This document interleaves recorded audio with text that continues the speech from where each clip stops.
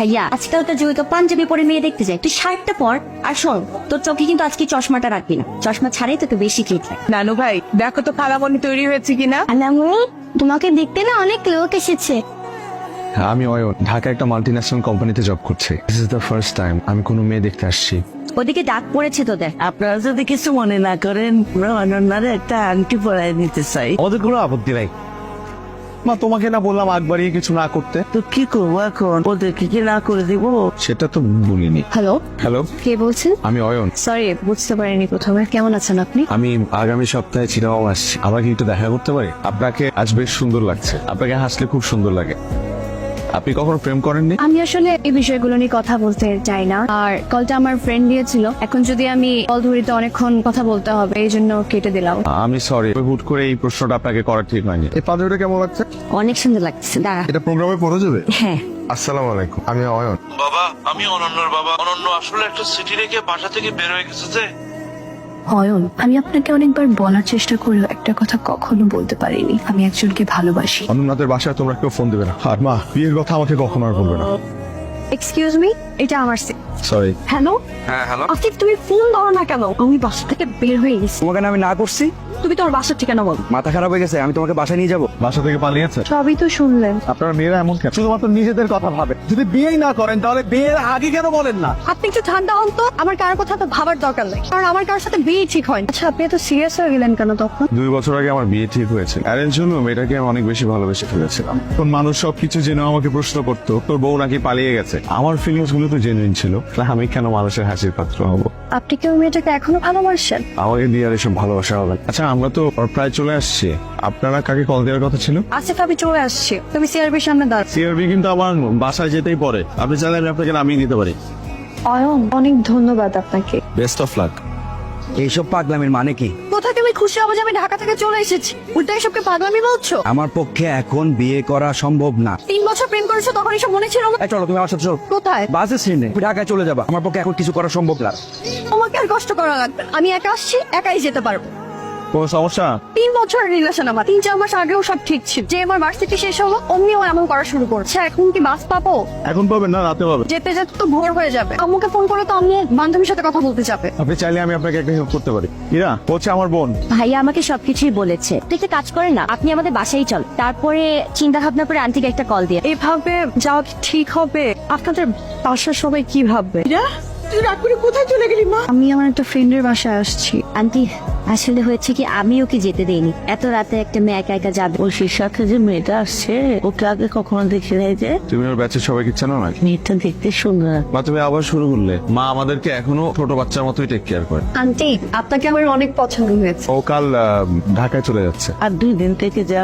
আমার বাসায় একটা ইম্পর্টেন্ট কাজ আছে। কার সাথে যাবা? ভাইয়া বাসে তুলে দিয়ে আসবে। তুই ঢাকা দিয়ে আয়। আমি তো পরশুদিন ঢাকা যাচ্ছি। মেয়েটা একা একা যাবে, দিয়ে আয় না। কোথায় গিয়েছিলি তুই? আপু, উনি আমার বান্ধবীর ভাই, ওকে দিতে আসছে। তুই আসিস না? তাহলে জাস্ট স্পট ভুল হয়ে গেল বাবা। হাই, কেমন আছেন? ভালো, আপনি? ভালো। আজকের ব্যাপারটার জন্য সরি। আপনি তো কিছু করেননি, আপনার বাবা করেছে। আপনার মন ভালো হয়েছে এখন? আছি আর কি। মন বেশি খারাপ থাকলে বলবেন, একদিন আড্ডা দেবো একসাথে। আমি এইটাই বলতে চাচ্ছিলাম, একদিন দুইজন মিলে কফি খাবো। আপনি ঢাকায় আসার পর অনেক চুপচাপ হয়ে গেছে। তাকে যত ভোলার চেষ্টা করছি আরো বেশি মনে পড়ছে। 10-12 দিন হয়ে গেল, একটা ফোনও নেই। একটা কথা বলি, আপনার ভাগ্যে যে আছে সে আপনার হবেই, আর আপনার ভাগ্যে যে নেই সে আপনার হয়েও চলে যাবে। আপনি খুব সুন্দর করে কথা বলেন, আমরা কিন্তু ফ্রেন্ড হতে পারি। তো আমরা তো এখন বন্ধু হয়ে গেলাম, এখনো কি আপনি আপনি করে বলতে হবে? না, তুমি বলাই বেটার।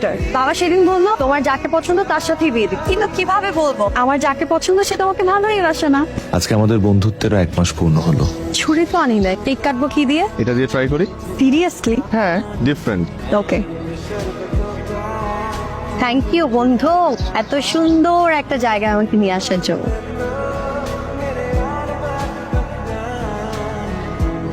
তাঁবুতে তো আগে কখনো থাকা হয়নি না? না। প্রথম প্রথম একটু এক্সাইটমেন্ট কাজ করবে, একটু ভয় কাজ করবে, এরপরে এটার প্রেমে পড়ে যাবে। তাই না, তুমি কিন্তু রোমান্টিক আছো। এই কারণে তো কোনো গার্লফ্রেন্ড নেই। হবে হবে, যে তোমাকে ভালোবাসবে পাগলের মতো ভালোবাসবে। আমার মতো ভদ্র ছেলেদের প্রেম টেম হয় না। অনন্যা, কেমন আছো? আমি ভালো আছি, তুমি কেমন আছো? আমি হাই, আমি ইরা, অয়নের গার্লফ্রেন্ড। তোমাদেরকে খুব সুন্দর মানিয়েছে। বললে কেন যে তুমি আমার গার্লফ্রেন্ড? ফ্রেন্ডের জন্য তো এতটুকু করতেই পারি। এটা ভাবতে ভালো লাগছে যে সবাই সবার লাইফ নিয়ে হ্যাপি। বর্তমান নিয়ে সবার হ্যাপি থাকা উচিত।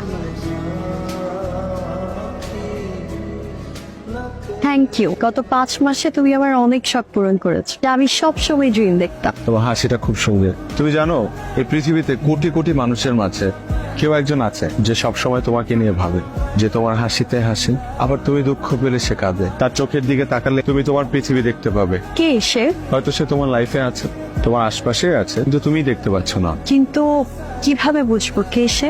যখন সে তোমার পাশে থাকবে নিজেকে সবচাইতে হ্যাপি মানুষ মনে হবে, আবার সে যখন চলে যাবে তখন অনেক মানুষের ভিড়ে নিজেকে একা মনে হবে।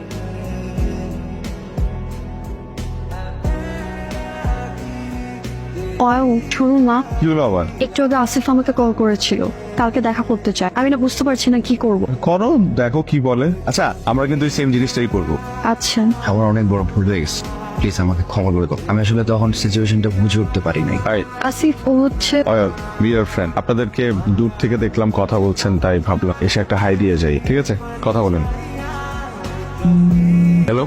কি হয়েছে অয়ন? ওখানে তুমি আর আমি ফ্রেন্ড বললা কেন? তখন তোমাকে দেখে মনে হচ্ছিল ওকে দেখে তোমার মধ্যে কিছু একটা চেঞ্জেস, আর ওই মুহূর্তে তোমাকে ফ্রেন্ড বলাটাই আমার কাছে বেস্ট অপশন ছিল। আসলে ওকে এতদিন পর দেখে আমি নিজেকে কন্ট্রোল করতে পারিনি। কি বললো? ও সব ঠিক করতে চায়। ঠিক আছে, আমি রাখি। বাই।